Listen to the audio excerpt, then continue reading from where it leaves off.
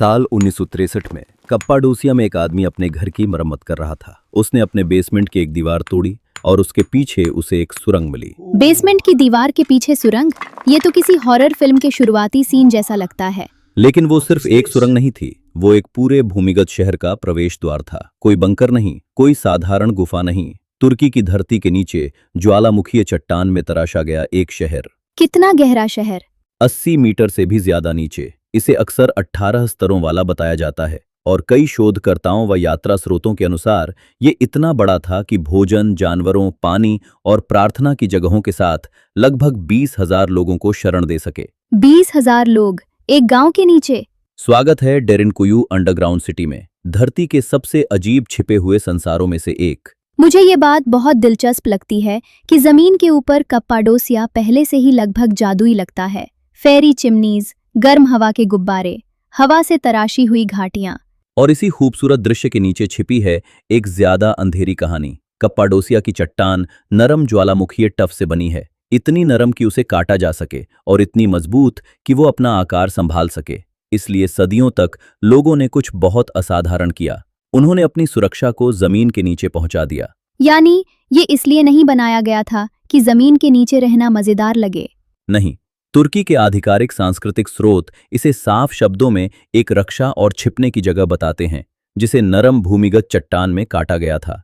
UNESCO के अनुसार डेरिनकुयू और कायमाकली जैसे भूमिगत शहर बाद के समय में शरण स्थलों के रूप में उपयोग हुए, जिनमें अरब आक्रमणों के खिलाफ सुरक्षा का दौर भी शामिल था। शरण का मतलब लोग सेनाओं से छिप रहे थे? बिल्कुल, सिर्फ एक परिवार नहीं, पूरी बस्तियां। कल्पना कीजिए, ऊपर जमीन पर खतरा नजदीक आ रहा है और लोग संकरी सुरंगों से होते हुए एक ऐसे शहर में उतर रहे हैं जिसे गायब हो जाने के लिए डिजाइन किया गया था। ये कितना अजीब विचार है, एक ऐसा शहर जिसका मुख्य उद्देश्य था कि वो दिखाई ही न दे। इसकी योजना लगभग सैन्य सोच जैसी है।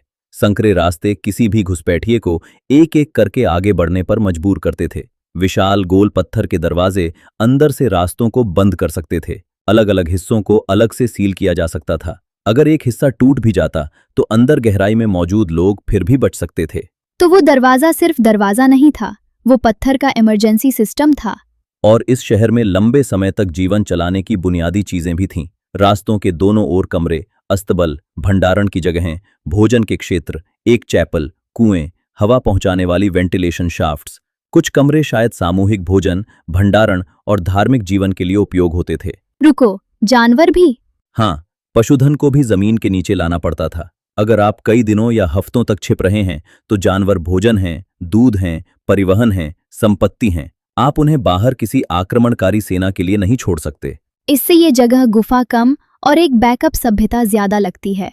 यही असली बात है। डेरिनकुयू कोई स्थायी सपनों का शहर नहीं था, ये एक सर्वाइवल मशीन था। जमीन के ऊपर रोजमर्रा का जीवन था, जमीन के नीचे उसी समाज का आपातकालीन रूप था। और किसी तरह उन्होंने वहां हवा का इंतजाम भी कर लिया। शायद यही इसका सबसे प्रभावशाली हिस्सा है। इस शहर में वेंटिलेशन शाफ्ट्स थे जो हवा को गहराई तक ले जाते थे। हवा और पानी के बिना दुनिया के सारे पत्थर के दरवाजे बेकार हैं। क्योंकि 20,000 लोग अगर जमीन के नीचे सांस ले रहे हों तो ये बहुत जल्दी समस्या बन सकती है। सही, इन शाफ्ट्स को चुपचाप अपना काम करना पड़ता था। हवा लानी थी, स्तरों को जोड़ना था, उन लोगों को जीवित रखना था जो ऊपर से दिखाई नहीं देना चाहते थे। तो शहर छिपा हुआ था, लेकिन उसे सांस भी लेनी थी। और यही डेरिनकुयू का अजीब विरोधाभास है। उसे दुश्मनों से गायब रहना था, लेकिन अंदर रहने वालों के लिए जीवित भी रहना था। और ये बात ज्यादातर आगंतुक कभी नहीं सुनते। डेरिनकुयू लगभग 9 किलोमीटर लंबी सुरंग के जरिए एक दूसरे भूमिगत शहर कायमाकली से जुड़ता है। इस क्षेत्र में 200 से ज्यादा भूमिगत बस्तियां हैं, इनमें से बहुत सी आज भी बंद हैं। 200? यानी कप्पाडोसिया के नीचे एक पूरी छिपी हुई भौगोलिक दुनिया है और उसका ज्यादातर हिस्सा अभी खुला भी नहीं है। सही, आज हम जिस हिस्से में चलते हैं वो बस वो हिस्सा है जो मिल चुका है। बाकी अब भी किसी के अंगूर के खेत के नीचे, किसी गांव के नीचे, किसी बेसमेंट के नीचे छिपा हो सकता है। उस चैपल का क्या? वो बात महत्वपूर्ण लगती है। हाँ, बहुत महत्वपूर्ण। डेरिनकुयू का संबंध कप्पाडोसिया की ईसाई समुदायों से मजबूत रूप से जोड़ा जाता है। यह क्षेत्र ईसाई धर्म के फैलाव के दौर से जुड़ता है और यूनेस्को बाद के भूमिगत शहरों को शरण स्थलों के रूप में बताता है। इसलिए यह शहर सिर्फ भंडारण और डर की जगह नहीं था, इसमें पहचान थी, प्रार्थना थी, समुदाय था और जमीन के नीचे भी अपनी जीवन पद्धति को जीवित रखने की जरूरत थी। इससे भावना बदल जाती है। ये सिर्फ लोगों के छिपने की कहानी नहीं है, ये लोगों द्वारा अपनी पहचान बचाने की कहानी है। इसकी उत्पत्ति पर बहस है। कुछ विवरण कप्पाडोसिया के पुराने चरणों की ओर इशारा करते हैं। संभव है कि प्राचीन अनातोलियाई समूहों तक और बाद में बीजांटिन काल के समुदायों ने इसे और फैलाया। ईमानदार जवाब यही है।